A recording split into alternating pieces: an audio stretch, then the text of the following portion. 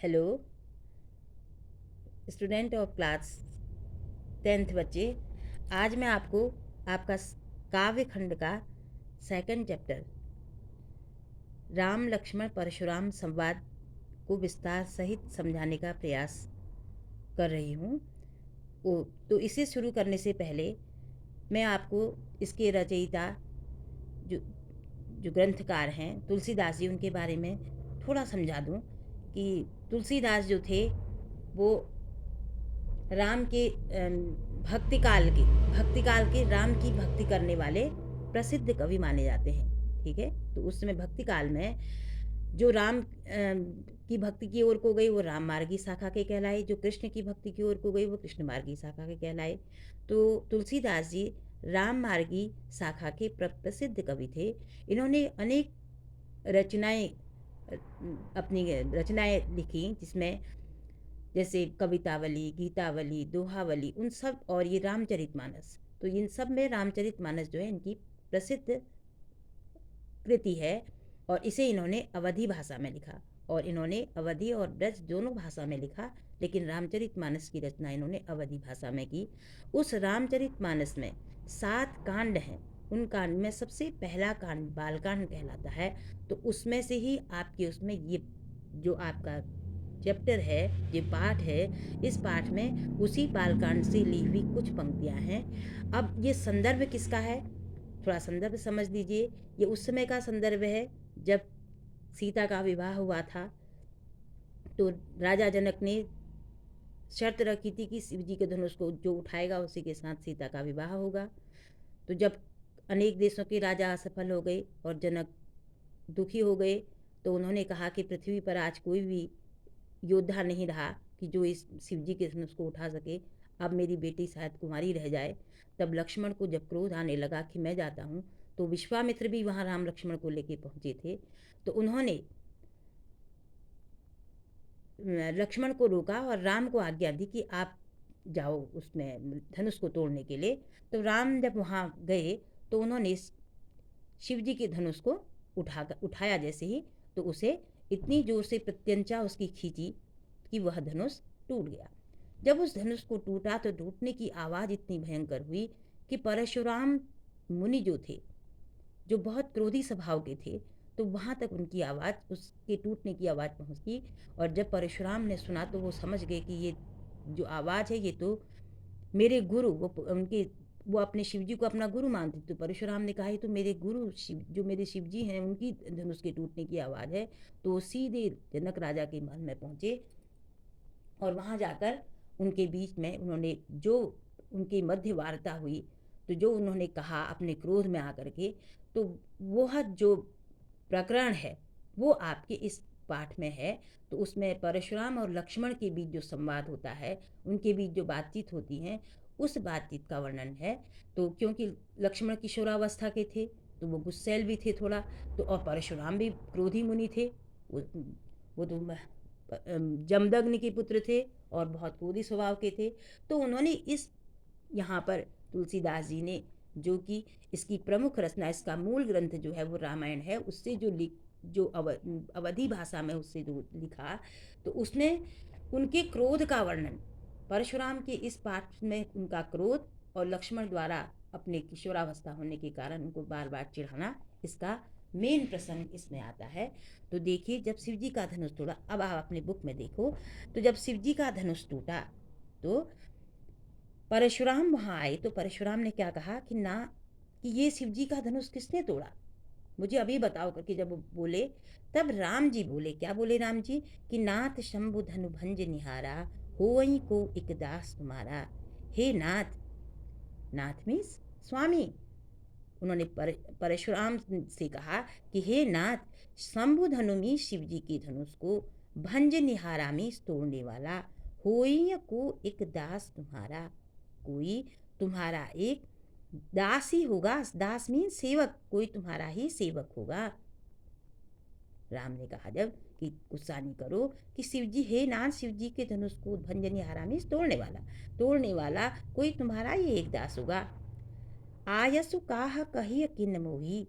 अब परशुराम ने कहा कि आयसु मीन्स ऐसा, ऐसा मीन्स ये जो ऊपर कहा, ठीक है। आयसु काह कही किन मोही मीस, ऐसा का मीस कहा कही मीस क्यों, किन मोही मीस मुझसे, मुझसे ऐसा क्यों कहा कि शिवजी के धनुष को तोड़ने वाला आपका दास होगा। सुनि रिसाई बोले मुनि कोही, अब ये कोही किसके लिए कहा, परशुराम के लिए, ठीक है।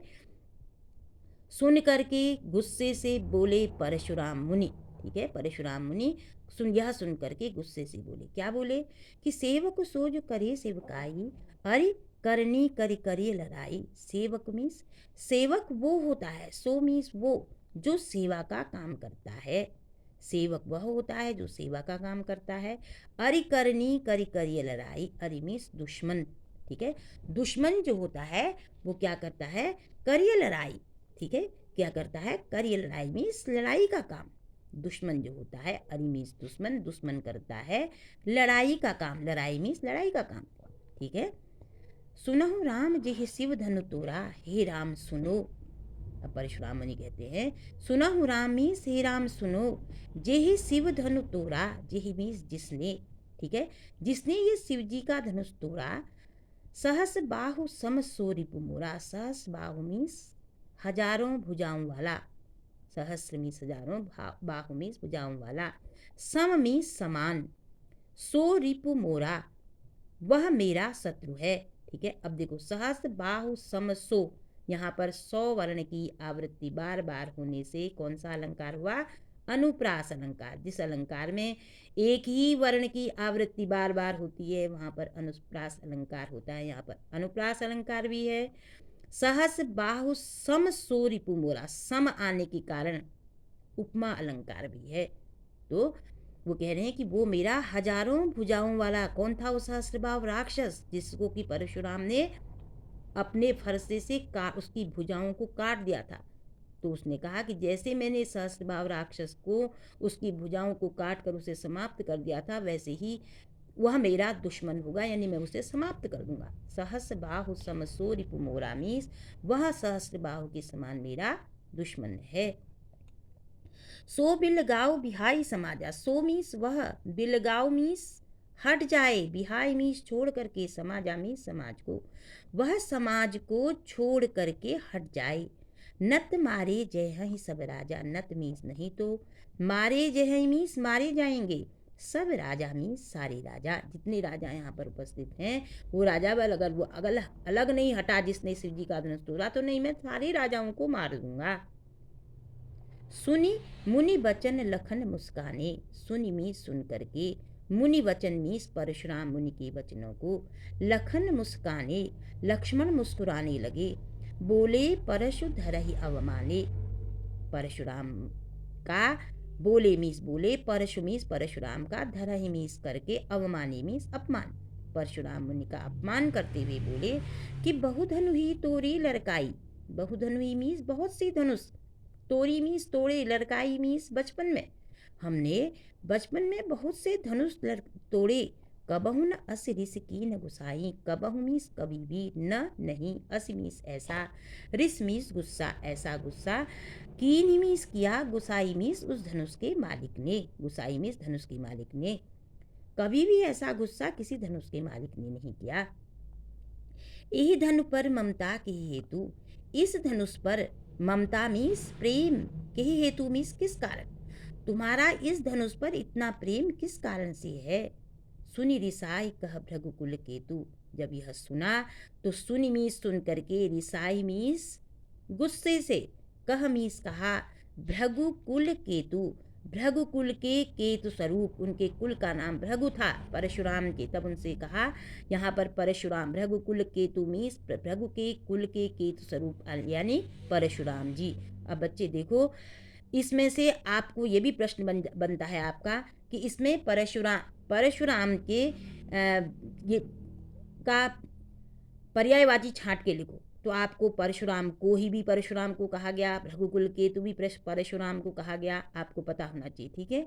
अब उन्होंने क्या कहा, भृगुकुल केतु ने, रे नृप बालक काल बसो बोलत तोहि न संभार, अरे बालक, कौन बालक, नृप बालक, राजा के बच्चे, काल बस मीस क्या तू काल के बस में है, बोलत तोहि न संभार, जो तुझसे संभल कर नहीं बोला जाता। अरे राजा के बच्चे, क्या तू काल के बस में है जो तुझसे संभल कर नहीं बोला जाता। धनु ही सम त्रिपुरारी धनु, धनु ही मीन्स धनुष, धनुष को, सम मीन्स समान, त्रिपुरारी मीन्स शिव जी के धनुष को, यानी शिव जी के धनुष को सम, धनु ही मीन्स छोटी छोटी धनुइया, त्रिपुरारी धनु मीन्स शिव जी के धनुष को, सम मीन्स समान, धनु ही मीन्स छोटी छोटी धनुइया यानी धनुष के समान बता रहा है। विदित सकल संसार, जिसे सारा संसार जानता है।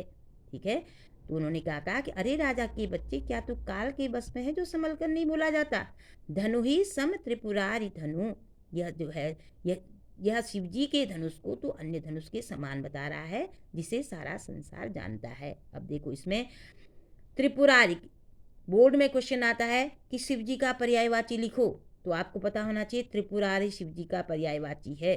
या अनुप्रास अलंकार का उदाहरण लिखो, ठीक है, या इसमें से उपमा अलंकार का उदाहरण लिखो, या इसमें कौन सा छंद है, तो आपको पता होना चाहिए। यहाँ से यहाँ तक जितने हैं ये बेटे, ये चौपाई हैं, इनको चौपाई छंद बोलते हैं, और ये जो है ये दोहा छंद है। ठीक है, ये छंद क्या होते हैं इसके बारे में आप अभी इतना ही जानिए, लेकिन अभी आपको अलंकार और रस आपके जो हैं वो प्रमुख है, रस आपके उसमें भी हैं, वो डिटेल भी आएंगे, आगे बताऊंगी। तो ठीक है बेटे, इतना आपके समझ में आ गया होगा। इसके आगे का क्वेश्चन मैं आपको अगली वीडियो में सेंड करूंगी। धन्यवाद। और अगर आपको ये वीडियो पसंद आई हो तो आप लाइक करें, सब्सक्राइब करें, शेयर करें, तो जिससे मैं आपको अगले वीडियो में फिर इसके आगे के पोर्शन का अर्थ बताऊं और उसके वो करूं। धन्यवाद।